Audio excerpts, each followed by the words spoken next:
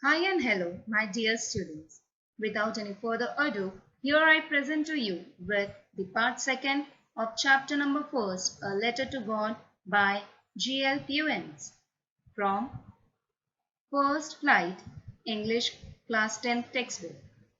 In this part, we are going to learn about the remaining part of the story and will even come up with some interesting questions which are likely to be asked from this story.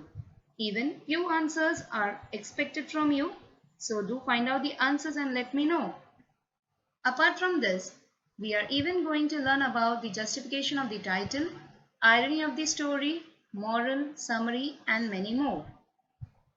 Before we actually begin with part second, let's have a quick recap of what we have learned in part first. The story begins with the description of Lencho's house. Lencho was waiting for a good downpour which was necessary for the growth of corns in the field. His prediction turns true, but suddenly the condition gets worse. He knew that his crops will get damaged due to the strong wind and hailstones. As the storm slowed down, he found that the trees were left leafless and corns were totally destroyed. He concluded that this year we will have nothing to eat. Before starting off with the remaining part, let me ask you, what is faith? Faith is nothing else than complete trust or confidence in someone or something. In other words, strong belief in God or in the doctrine of a religion based on spiritual apprehension rather than truth. So let's find out how the word faith is related with this story. So let's start with the remaining part of the story. Are you ready? After incurring so much loss, Lencho and his family didn't give up, but everyone had a single hope, that is, hope in God.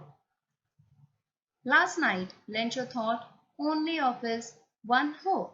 Let's find out what was the hope all about. He is an ox of a man, but still new to write. He is an ox of a man means he works hard on his farm as a farmer, but then too being a farmer he knew how to read and write.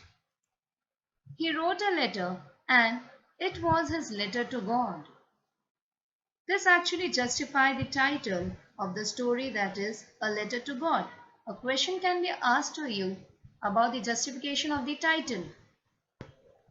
So here's how you are supposed to answer to this question, that is justification to the title of the story.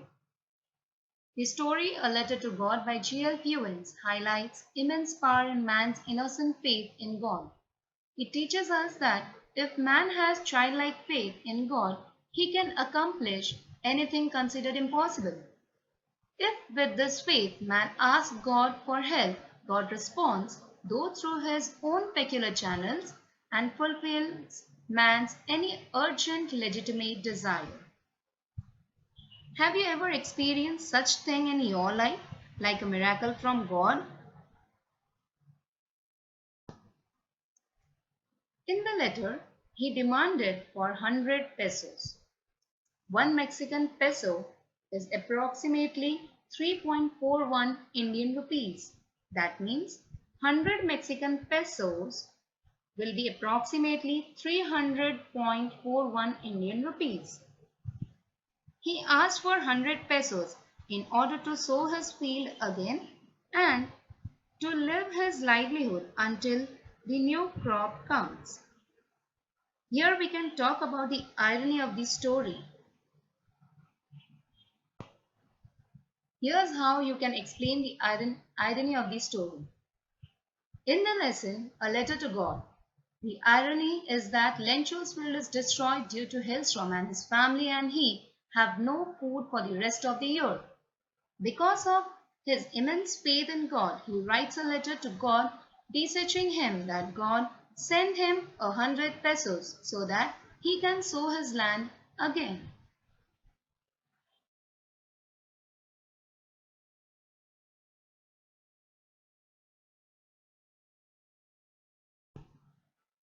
After writing the letter, he himself went to town and placed it in the mail.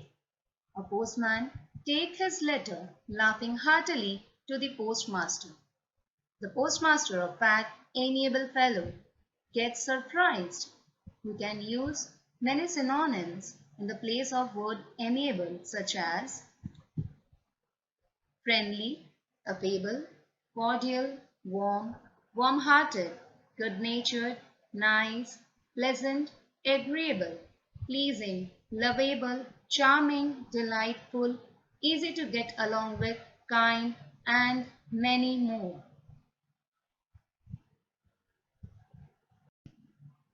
Even the postmaster laughed, as never in his career he had known this address, but almost immediately he turned serious, and tapping the letter on his desk, he committed not to shake the writer, that is Lencho's faith. He, that means the postmaster, decided to answer the letter. But when he opened it, it was evident that to answer it, he needed something more than goodwill, ink, and paper. Why do you think he would have thought that he needs something more than goodwill, ink, and paper? Because the letter asked for 100 pesos as compensation. The postmaster stuck to his resolution. He asked for money from his employees. He himself gave part of his salary, and several friends of his were obliged to give something for an act of charity. But even after doing so much, it was impossible for him to collect 100 pesos.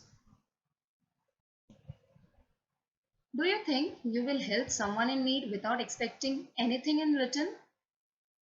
Let me know. For example, what will you do if one of your classmates asks you to lend a book a day before your class test?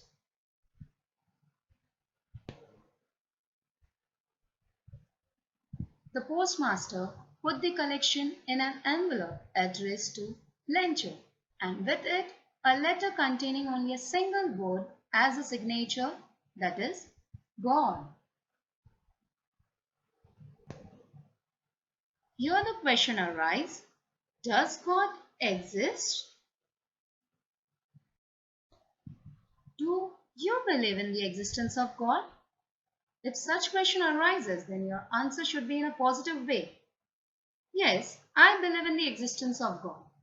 According to the lesson, A Letter to God, God exists in the form of humanity, which shown by the post office people to help Lencho. They helped him in the form of God. So, we can say there is an existence of God.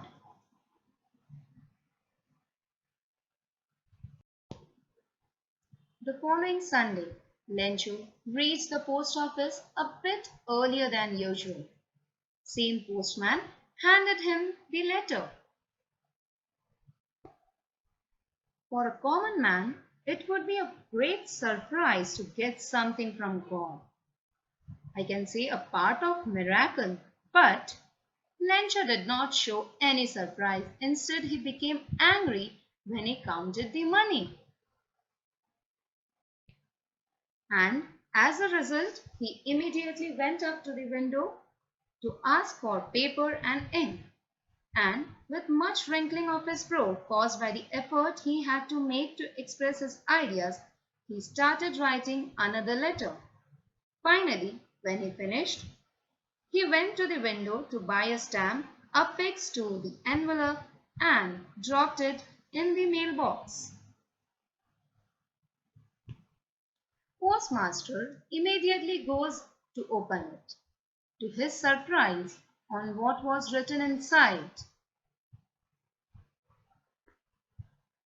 only 70 pesos reached me. Send me the rest since I need it very much. The post office employees are a bunch of crooks. A bunch of crooks is a phrase which means a group of dishonest persons. He had so much faith in God that he believed that God can't make such mistake of sending less amount. Instead, the post office employees are the cheaters. So, This is where the word faith is linked up in this story. Do you think we should have faith in something or someone like this? Kindly let me know your answer. Let's come up with the moral of the story.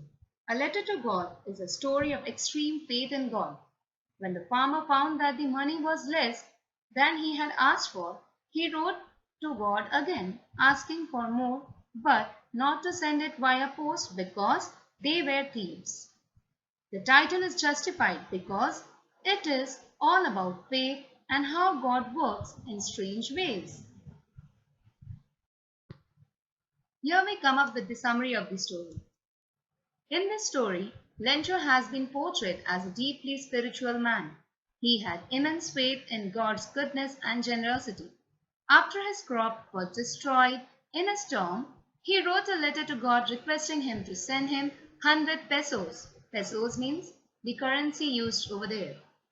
His faith was rewarded. God helped him through the postmaster. Since the postmaster had only 70 pesos, he sent them all to maintain Lencho's faith in God. The innocent Lencho thanked God for his help. He also wrote another letter to God asking him to send 30 more pesos. He appealed to God to send the money through some other means as he suspected the post office employees were crooks. That means cheaters. Hope so I met your expectation in this part of the story. If I haven't, in any way, then kindly let me know so I don't let you down in the next. Let me know how I can be more precise the next time. Thank you so much.